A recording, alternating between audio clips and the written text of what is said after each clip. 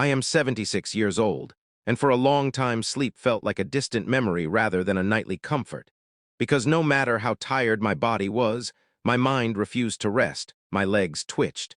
My thoughts wandered back through decades of memories, worries, and unfinished conversations. And the quiet of the night became louder than the noise of the day. But everything changed when I finally understood something very simple and deeply overlooked. That deep, restful sleep does not always come from pills, prescriptions, or complicated routines, but often begins quietly on the plate. Because as we age, our bodies become more sensitive, more honest, and less forgiving. And what we eat speaks directly to our nervous system, our hormones, our digestion, and our sense of safety. And when we feed ourselves with care instead of habit, sleep slowly returns as a natural companion rather than a nightly battle. And this realization did not come quickly or dramatically. It came gently, through small changes, patient observation, and respect for an aging body that had carried me faithfully for decades. Because after 60, the body produces less melatonin, the hormone that signals sleep, digestion slows, and blood sugar becomes unstable. Muscles lose magnesium more easily, and stress lingers longer in the nervous system, which is why so many seniors wake at 2 or 3 in the morning feeling alert but exhausted, restless yet heavy. And what I learned is that the evening meal is not just about nourishment. It is about reassurance, balance, and calm. And the first food that quietly transformed my nights was oats, a humble bowl of warm oats that stabilized my blood sugar through the night, preventing sudden drops that trigger cortisol and wakefulness. Because oats contain complex carbohydrates that help tryptophan reach the brain where it becomes serotonin, and then melatonin. And they are rich in magnesium, which relaxes muscles and calms nerves.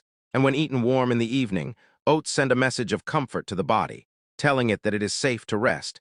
And paired gently with a drizzle of honey or a few slices of banana, they create a slow, steady release of energy that keeps the body calm until morning. And speaking of bananas, this simple fruit became my second miracle, because bananas are nature's quiet muscle relaxer, filled with potassium and magnesium that ease tension in the legs and prevent nighttime cramps, while vitamin B6 supports the conversion of tryptophan into melatonin. And when I began eating half a banana after dinner, my restless legs softened, my body stopped fighting the mattress, and sleep no longer felt like something I had to chase, but something that arrived naturally when my body was ready. And then there is warm milk, a remedy whispered through generations and often dismissed as outdated.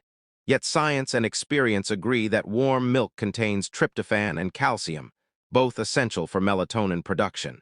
And the warmth itself activates the parasympathetic nervous system, signaling comfort, safety, and calm, much like childhood evenings once did. And sipping warm milk slowly without screens or noise became a ritual that told my mind the day was complete and rest was allowed. And another quiet hero in my journey was almonds, small and unassuming yet powerful, because almonds are rich in magnesium, which reduces inflammation, relaxes muscles, and lowers cortisol, the stress hormone that keeps seniors awake with racing thoughts. And a small handful of almonds in the evening helped my body release the tension of the day, allowing my shoulders to soften and my breathing to deepen. And then there is kiwi, a fruit many seniors overlook, but studies have shown that kiwi improves sleep onset, duration, and efficiency, thanks to its serotonin content and antioxidants that reduce inflammation and calm the nervous system. And eating 1 or 2 kiwis in the evening gently nudged my body toward rest without heaviness or discomfort. And alongside these foods came herbal companions like chamomile and valerian root tea, which have been used for centuries to calm anxious minds and relax tense bodies, because chamomile contains apygenin, an antioxidant that binds to receptors in the brain that promote sleepiness, while valerian increases GABA, a neurotransmitter that quiets overactive thoughts. And sipping these teas slowly in dim light created a bridge between wakefulness and rest, allowing my thoughts to slow naturally rather than being forced into silence. And fatty fish like salmon also played a role, because omega-3 fatty acids support serotonin production and reduce inflammation that can cause nighttime pain and discomfort. And a small portion earlier in the evening helped regulate my circadian rhythm and improved sleep quality over time. And perhaps most importantly, I learned what to avoid as much as what to include, because caffeine hides in places seniors often forget, like chocolate, tea, and certain medications. And sugar spikes late in the evening trigger adrenaline that wakes the body when it should be resting. and heavy meals close to bedtime forced digestion to compete with sleep, keeping the body alert when it should be repairing. And as these changes accumulated slowly, something remarkable happened. My nights became quieter, not just in sound, but in sensation. My body stopped bracing itself against the night. My mind stopped rehearsing old worries. And my sleep deepened in a way I had not experienced in decades. Waking up no longer felt like recovering from battle, but like continuing a peaceful conversation with rest. And I share this not as a miracle cure or promise, but as an invitation, because aging is not a failure of the body, it is a refinement. And when we listen carefully to what our bodies ask for, especially in the evening, we honor the years that brought us here. And deep sleep is not lost after 70. It simply requires gentleness, patience, and nourishment that respects the wisdom of age. And if you are listening to this and finding yourself awake night after night, know that you are not broken.